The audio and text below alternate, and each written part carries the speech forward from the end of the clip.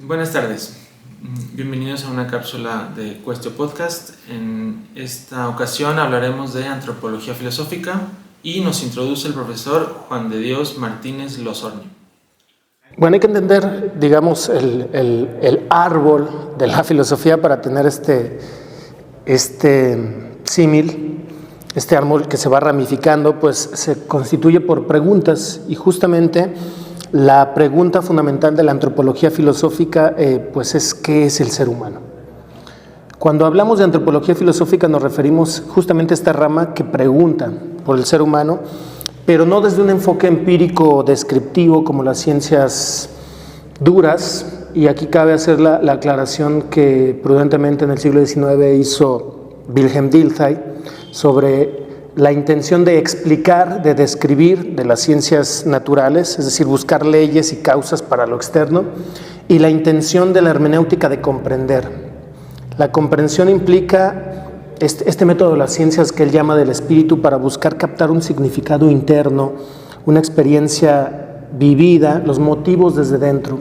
Y esto implicaría tratar de comprender justamente las estructuras propias de la vida humana. Entonces la antropología filosófica, en términos generales, pues intentará responder a preguntas, la fundamental, ¿qué es el ser humano? ¿Qué nos distingue de otros seres vivos? ¿Qué somos en general? ¿Somos naturaleza? ¿Somos cultura? ¿Somos libertad? ¿Somos determinación? ¿O somos una combinación de todo? ¿Y en qué medida se combina todo esto? Entonces, a diferencia de otras ciencias humanas, la antropología filosófica no se va a limitar nada más a tratar de observar comportamientos como la psicología o elementos externos, ¿no?, del ser humano, sino tratar de reflexionar sobre esa estructura fundamental del hombre y de la mujer, su relación con el mundo, consigo mismo y con los demás, evidentemente, es decir, consigo mismo como identidad individual, con los demás como comunidad, pero también, más que nunca, tenemos la necesidad de cuestionarnos sobre cómo nosotros afectamos a nuestro entorno, ¿no?, con nuestras acciones, ahora que tenemos un nivel de población nunca vista anteriormente y un nivel de extracción que tampoco se había tenido de recursos. Por eso suele ubicarse la antropología filosófica multidisciplinarmente. Dialoga con la ética, dialoga con la metafísica, con la filosofía política, con la filosofía de la cultura, y en general necesitamos en cada momento histórico tener un ideal antropológico, porque muchas veces de ese ideal antropológico se supedita cómo queremos que sea el hombre y la mujer. Y de ahí se supedita cómo lo vamos a educar, qué valores debe de tener, cómo se debe comportar, cómo se tiene que estructurar una sociedad para que este individuo ideal antropológico se pueda desarrollar. Entonces, ese sería el ámbito, grosso modo, de la antropología filosófica.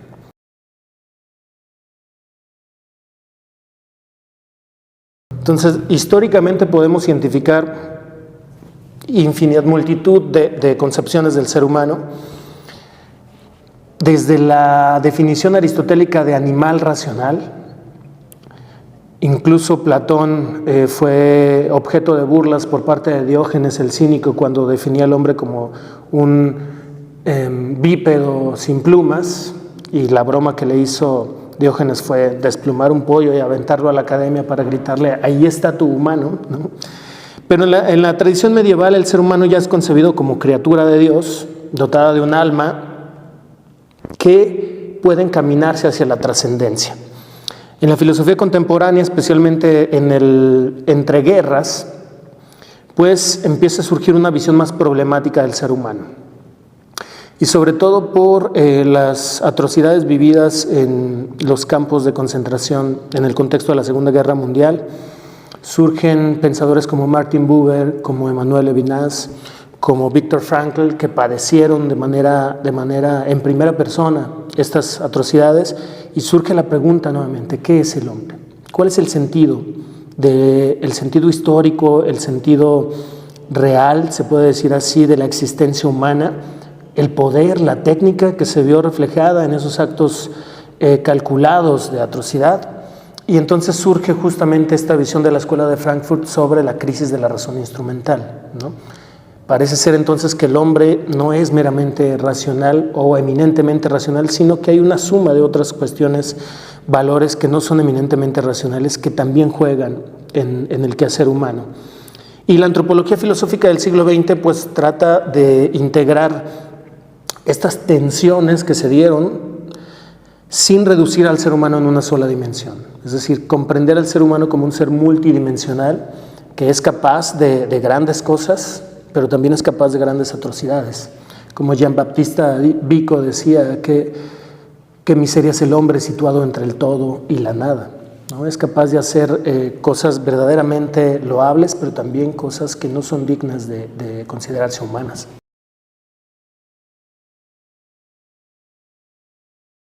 En el siglo XX, Max Scheler, que es considerado de los fundadores de la antropología filosófica contemporánea, pues define al ser humano ya no solo por la razón, sino por una condición espiritual.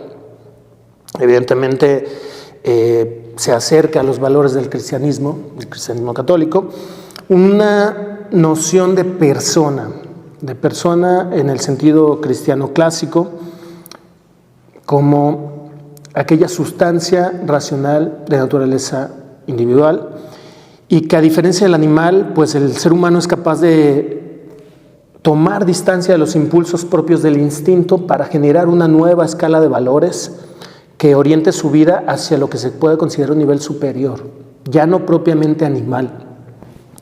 Es decir, en la base de la animalidad o de la base biológica puede haber valores de otro tipo, como valores psicológicos, valores económicos, pero más allá de eso hay valores morales, valores religiosos que le otorgan un sentido más amplio a la existencia humana. Es decir, no estamos determinados por el instinto de una manera rígida, sino que flexibilizamos nuestra existencia a través de valores superiores que pueden ir a veces incluso en contra del instinto. Junto con Max Scheler estará también un pensador de ascendencia judía, Helmut Plessner, que introduce una idea interesante que es la posición excéntrica del ser humano. ¿Qué quiere decir esto? Que el ser humano no solo vive su cuerpo, sino que puede reflexionar por sí mismo desde fuera. Es decir, no es solamente un individuo biológico, sino que puede trascender, implica salir, ¿no? Salir de su propio centro. Somos cuerpo, pero tenemos cuerpo. Y esto implica una doble relación que, según Plessner, explica nuestra propia creatividad, nuestras propias tensiones existenciales. Es decir, no estamos limitados únicamente a nuestra base biológica, sino que somos algo más. Y un tercer autor del siglo XX sería Arnold Gehlen, que concibe al ser humano como, una idea interesante también, un ser biológicamente deficitario. Y aquí tenemos otra vez la referencia a la base biológica. Porque a diferencia de otros animales, necesitamos nosotros salir de esa especialización instintiva, no tenemos esa determinación instintual, si lo podemos decir así, y esto nos obliga, según su perspectiva, porque también era sociólogo, a crear instituciones. La familia es una institución, la cultura, necesitamos normas para sobrevivir, y desde esta perspectiva la cultura no es un mero adorno o algo artificioso que se crea a lo largo de la historia, sino que es una condición necesaria para la existencia humana. Si se puede decir así, tomando en cuenta, por ejemplo, el humanismo clásico, la cultura sería una especie de segunda naturaleza que dota de humanidad al ser humano biológico, al hombre, pues, y a la mujer.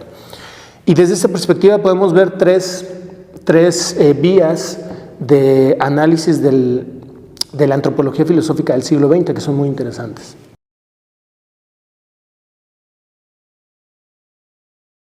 Buscar comprender al ser humano en su totalidad, es decir, entender al ser humano integralmente, y esto implica no estudiar un individuo aislado a una cultura aislada, sino más bien entender al hombre en todas sus dimensiones, un ser biológico, corpóreo, un ser racional, pero también simbólico, como lo afirmaba Ernst Cassirer, un ser histórico que también es cultural, es decir, y en este sentido espiritual, no únicamente en el sentido de religión, sino entendemos cultura en un aspecto muy genérico, se puede entender como todo producto del espíritu humano. Entonces el espíritu humano genera cultura a lo largo de la historia, y es un ser histórico porque también se entiende como un ser finito, como un ser que está atravesado por el tiempo y por el espacio, y está obligado justamente a formar estructuras que posibiliten, a veces más, a veces menos, cierta paz en una comunidad. Al entenderse como ser finito y consciente para la muerte, pues también genera un sentido más allá de la existencia fáctica actual. Por eso la antropología filosófica intentará articular, digamos, dimensiones de otras disciplinas. También va a tomar en cuenta la antropología cultural, evidentemente hay que echar mano de ella, pero su pregunta buscará sobre las causas y consecuencias de la existencia, de la forma de vivir del ser humano, de aquello que hace que el ser humano sea eso, humano, y no meramente un ser orgánico biológico, como dotado, digamos, de estos valores que aparentemente creemos que solamente los tenemos nosotros los humanos, ¿no?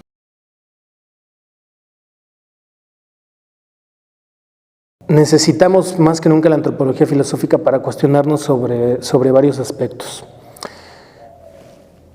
Hay muchas certezas humanas, o damos por hecho, por dado, por obvio, algunas cosas, pero hay que entender que actualmente justamente muchas de esas certezas de lo humano entran en crisis.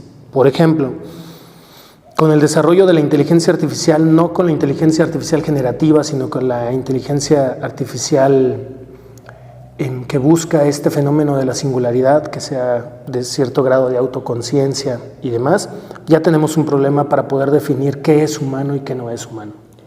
Desde ahí.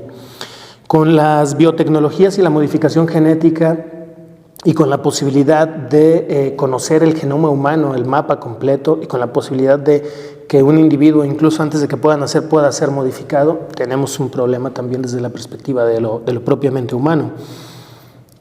Con las ideologías que se han dado en donde se crean nuevas formas de identidad y de subjetividades, nos pone en cuestionamiento también justo la cuestión de qué es lo humano. No hablemos de la crisis ecológica que hemos generado con la sobreexplotación de recursos y la relación que tenemos que plantearnos con la naturaleza. Por eso Edgar Morin apelaba por un pensamiento complejo, pero que fuera planetario, es decir, no aislados en aldeas, digamos, en este pensamiento aldeano en el que nosotros tenemos nuestro espacio geográfico y no nos afecta lo que pase del otro lado del mundo, sino entendernos como ciudadanos del mundo y que lo que pase en otro lugar nos va a afectar tarde o temprano a nosotros. Entonces, todas estas cuestiones nos obligan a replantear preguntas fundamentales. ¿Qué es ser humano en un mundo tecnificado, cada vez más tecnificado? Incluso esta exigencia del sapere aude kantiano ahora pues es más tangible que nunca. Él decía, libérate de los tutores, atrévete a pensar por ti mismo. Y en ese momento no existía la inteligencia artificial. Ahora ya no dejamos que otra persona piense por nosotros, sino que permitimos que una máquina piense por nosotros. Entonces, ¿cuáles son los límites éticos para la intervención tecnológica sobre la vida, por ejemplo? En esto que Michel de Foucault mencionaba como la biopolítica que se transforma en necropolítica, pues tenemos cuáles son los límites éticos para que un líder decida exigir un territorio e invadirlo sin que le preocupe que va a afectar a millones de personas. Y justamente esto nos lleva a otra pregunta. ¿Qué podemos entender en nuestro contexto actual por dignidad humana? ¿Realmente estos valores que promueve la Organización de Naciones Unidas son válidos para el contexto contemporáneo? ¿O hay que reevaluarlos, ¿no? Porque pareciera que en los hechos la dignidad humana no está siendo respetada. Entonces, en este sentido, la antropología filosófica no es una disciplina abstracta, lejana, que se quede en el ámbito de la mera teoría, sino una herramienta crítica que es más que nunca indispensable, o tendría que ser indispensable para comprender la vida individual, sí, pero sobre todo la vida colectiva contemporánea. Bueno, yo les expondré la antropología filosófica de Martin Heidegger, un filósofo alemán. Para empezar, eso es importante entender que Heidegger rechaza específicamente la palabra antropología en su sentido clásico. Él no ve, digamos, al ser humano como un objeto de estudio, no es una cosa, el ser humano no es solamente una cosa, no es algo que solo se puede estudiar como lo hace la ciencia, como una roca o como un animal racional, hablándolo en ese sentido, sino como el único ente para quien su propio ser es una pregunta. Por eso, en lugar de hablar de hombre, en el sentido clásico, Heidegger utiliza el término alemán Dasein, traducido comúnmente como ser ahí, porque de lo que hablará no es un objeto. Pero vamos a empezar aclarando qué es el Dasein. Esta palabra nos remite a que no somos un qué, no somos un objeto, un qué, sino un quién, el que hace la pregunta. Lo primero que Heidegger hace es romper con la idea de que tenemos una esencia fija, como una mesa tiene la esencia de ser mesa, es un objeto. Para él, lo que nos define es nuestra existencia. ¿Cómo explicamos esto? Pongamos un ejemplo claro. Nosotros no estamos terminados como objetos. Somos pura posibilidad. Somos un proceso constante de elegir quién ser. Según el análisis de Ser y Tiempo, que es una obra de 1927 y su obra principal en donde él va a empezar a tratar estas cuestiones, el término Dasein, ser ahí, designa el ser del hombre no como una cosa presente, sino como existencia. Y así lo dice: el Dasein no puede ser definido con un qué de contenido material. Su esencia consiste en el existir. Eso significa que antes de ser maestro, padre, una persona tímida, ser un estudiante, simplemente existimos y tenemos que hacernos cargo de ese existir. Ahora pasemos a otro concepto fundamental, o una oración fundamental, que es ser en el mundo. In der Weltsein, que es en alemán. Heidegger elimina la idea de que estamos simplemente como cosas aquí en este momento y que el mundo está allá afuera, como si no estuviéramos imbuidos en él, separados como por una barrera invisible. No somos un sujeto observando objetos, estamos mezclados con el mundo de cosas, relacionados directamente con él. Es decir, no estamos en el mundo como el agua está en un vaso, contenida, como si este mundo fuera un contenedor en el que alguien nos ha metido. Estamos en el mundo como habitantes, estamos ocupados, por llamarlo de alguna manera, con las cosas. Usamos el martillo, nos preocupamos por la cena, conducimos el coche. El ser de todos nosotros es habitar. En el texto Habitar en el mundo, que surge de una revista de filosofía llamada Eusía, se explica que la proposición en o in, que viene de la primera oración, que es in der Weltsein, in, viene de innen, que significa habitar.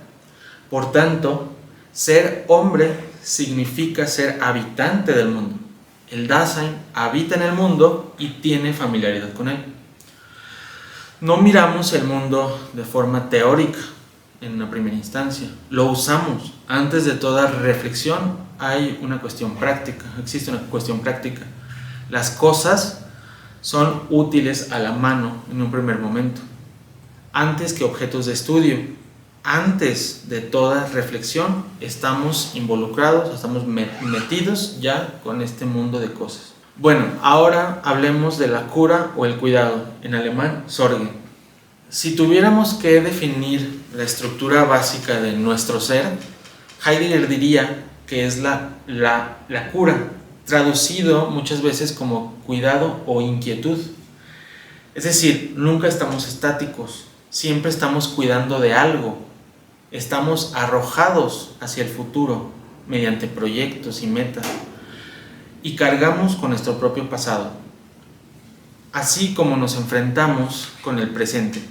Vivir, en ese sentido, es preocuparse. Documentos sobre la Sorge, específicamente el análisis de Dickinson, señalan que esta es la estructura unitaria del Dasein. No es solo cuidar a alguien, es la estructura de ocuparse anticipadamente de la propia vida. El ser en el mundo está caracterizado como un cuidar. El Dasein siempre comprende el ser de los entes con que se relaciona. Es decir, antes de toda reflexión, el Dasein está con estos entes y cuida de su propio ser. Ahora hablemos del ser para la muerte y la autenticidad. Este quizás es el concepto más importante o el más famoso de toda la filosofía heideggeriana. Heidegger dice que vivimos distraídos en la cotidianidad, en un carácter impersonal. ¿Qué significa esta impersonalidad? Que siempre vivimos dependiendo de los otros. Él se dice, él se hace, lo que él llama das Man o el uno, para evitar la angustia. Es decir, nos acomodamos siempre a otros discursos en vez de hacernos cargo de nuestra propia vida. Pero la única certeza absoluta es nuestra finitud. La mayoría del tiempo vivimos inauténticamente, copiando a los demás para olvidar que vamos a morir. Pero cuando aceptamos la angustia de que la muerte es nuestra posibilidad más propia, es decir, nadie puede morir por nosotros, empezamos a vivir de forma auténtica. Dejamos de vivir como se vive, es decir, como un estándar, y empezamos a vivir nuestra propia vida. En el texto Apropiación de la finitud de Greta Rivara se explica que la muerte no es un evento final, sino una forma de ser. La muerte es la posibilidad más auténtica, en sus palabras, porque es irreductible. Cuando el ser ahí se proyecta como propio, asume su finitud. Por lo tanto, la mayoría de nosotros vive bajo la dictadura del se dice. Nunca nos hacemos cargo de nosotros, siempre estamos a esperanzas de que alguien nos diga qué hacer. Vemos las series que se ven, nos indignamos por lo que se indigna, la gente en redes sociales, y buscamos el éxito que se supone debemos tener. ¿Pero por qué?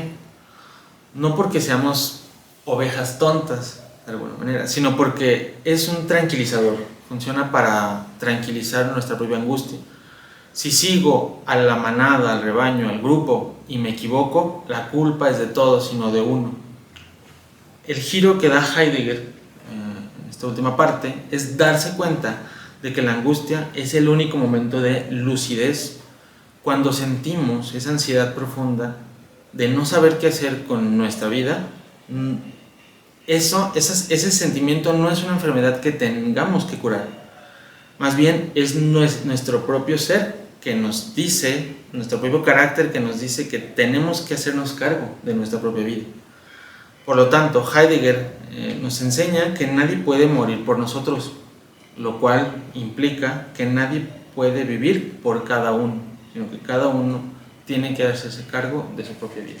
Muchas gracias, Fer. De hecho, el autor que vamos a tratar ahora, que es Karol Wojtyła, bebe de la fenomenología, especialmente de Husserl, pero también retoma algunos conceptos de Heidegger.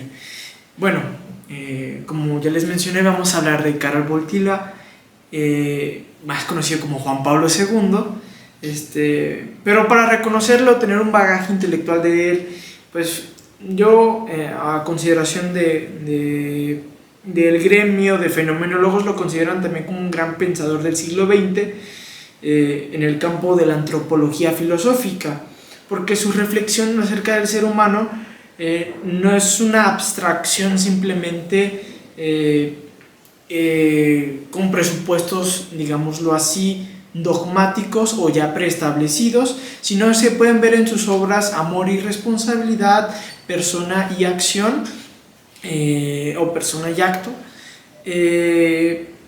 su cariz personalista, fenomenólogo y cristiano, ¿no? Tiene una experiencia concreta del sufrimiento, de la opresión política y su búsqueda del sentido de la libertad, en la libertad.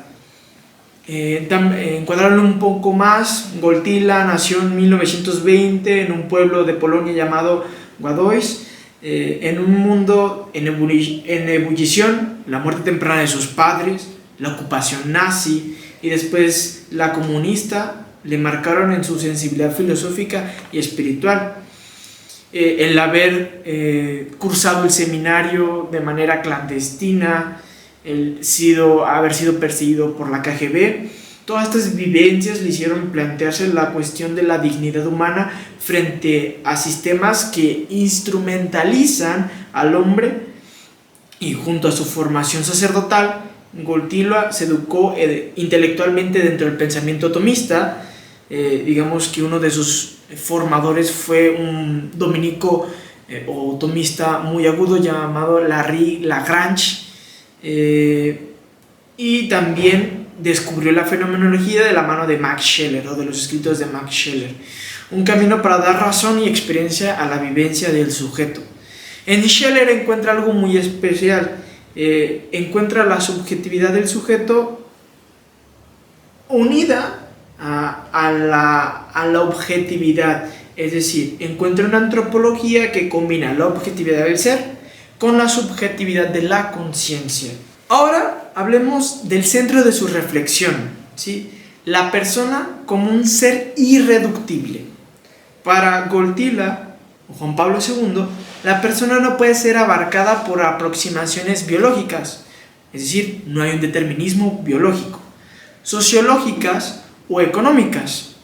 La persona es más que su función, tiene un valor en sí misma, independientemente de su utilidad o productividad.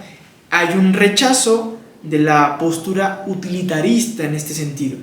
Esta creencia queda manifiesta en su libro Persona y Acción, al afirmar que la persona se manifiesta en el obrar.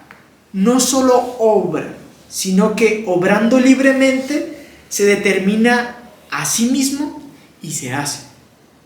La libertad es, para Wojtyła, la acción humana como el lugar propio para su comprensión. Sin embargo, Wojtyła se distancia de concepciones modernas que identifican la libertad como la ausencia de límites. Para él, la libertad verdadera está ligada a la verdad y al bien. Una libertad separada de la verdad se vacía y se vuelve en contra de la persona. Y esto se lo puede ver ya la figura de San Juan Pablo II al leer De Veritatis Splendor, de una encíclica que habla sobre contenido de ética o moral, donde expresa que la libertad debe tomarse no en el sentido de ir más allá de los límites, sino actuar conforme a un telos o a un fin que tiene la persona en sí mismo. Él sigue en este sentido la definición de libertad de Santo Tomás, ¿no? Que critica particularmente al relativismo moral que en su época se vivía, que absolutiza la elección subjetiva sin referencia a un orden objetivo al bien, ¿no? Para Tomás hay que recordar que la libertad se rige conforme al bien, no es su actuar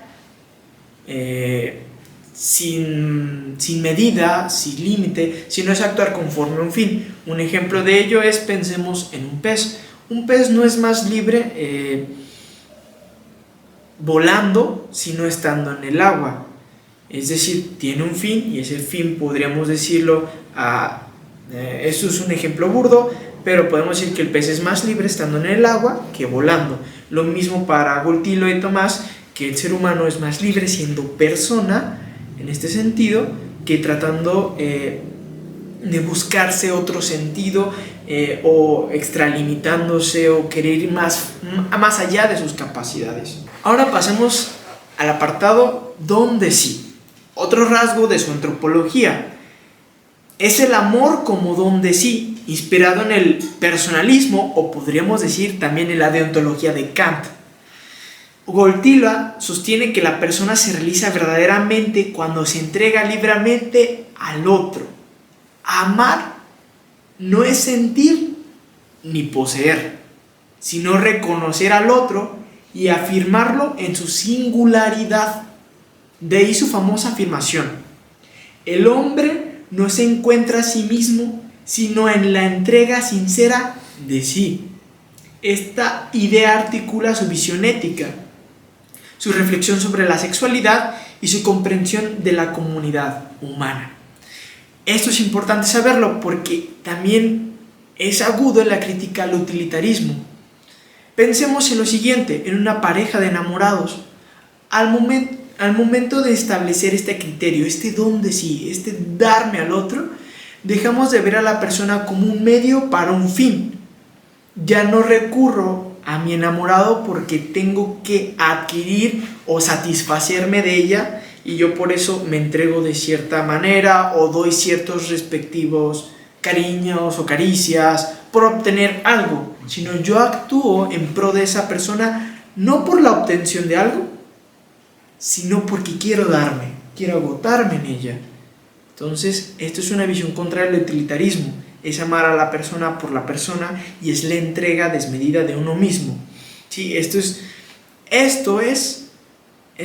podríamos decir, esbozos de la filosofía kantiana en un pensador cristiano como lo es Karol Wojtyla. Eloy, ¿qué podemos hablar de la actualidad del pensamiento de Juan Pablo II o Karol Wojtyla? Es innegable que hay muchos escritos acerca de él. En un mundo con nuevos modos de rebajamiento del hombre, tecnológicos, económicos e ideológicos, su antropología personalista es brutalmente de defensa de la dignidad humana, la libertad responsable y el amor como fundamento de la vida social. Pensar con Wojtyla es, en último término, volver a poner a la persona en el centro de la reflexión filosófica. Les agradecemos por ver el capítulo, les recordamos que hay un sinfín de contenido en nuestra página, síganos en todas las redes sociales y sin más, nos vemos en el próximo capítulo.